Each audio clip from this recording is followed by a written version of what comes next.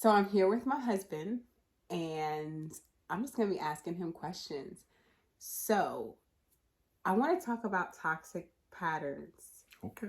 And in relationships, have you ever seen, or maybe in your previous relationships, seen where the male usually, I mean, it could be the female too, but only talks to their partner or whatever person said title at night, but during the day they're MIA or they just have Hmm. no time. Do you think that's like a toxic pattern, or is that just a norm in a relationship? I mean, I guess it depends on the relationship.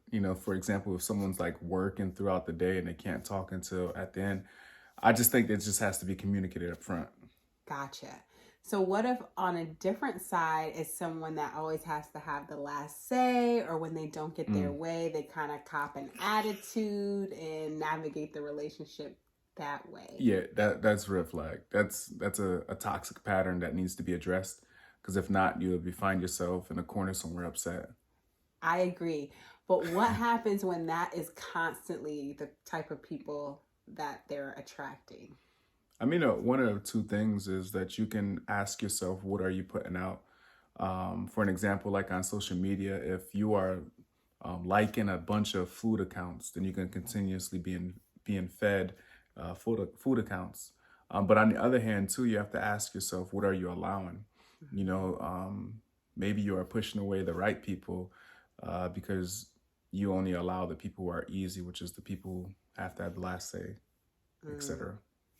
And just compromising yourself just for the sake of the relationship. Amen. I think sometimes we do that. We compromise the things that we like and value just to have that person there. That's good. And really, those things can trigger stuff in us to make us operate in ways that we normally wouldn't, just to have that person there. Mm. So if you are speaking to someone who's kind of always attracting someone that has these toxic behaviors or toxic patterns, how would you help them to navigate the health of that relationship? Yeah.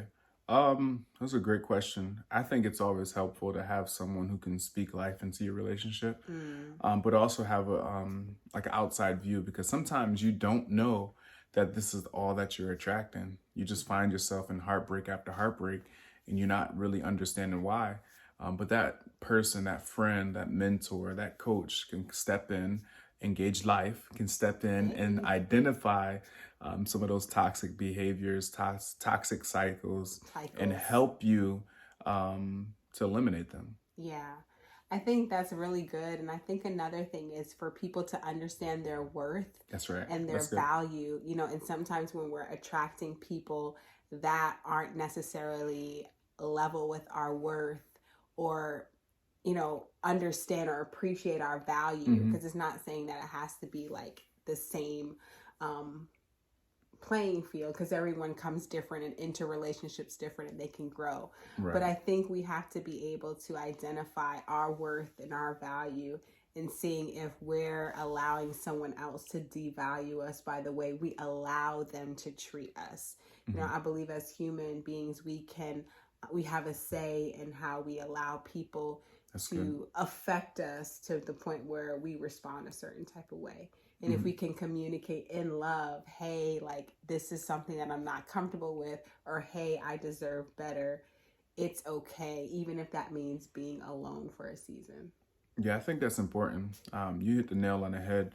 And we all hear the saying that hurt people hurt people. Mm, But one thing I'm seeing is that also that people who come from toxic behaviors begin to reciprocate those toxic behaviors in yeah. their relationships and, you know, even in their kids' lives and the people lives around them.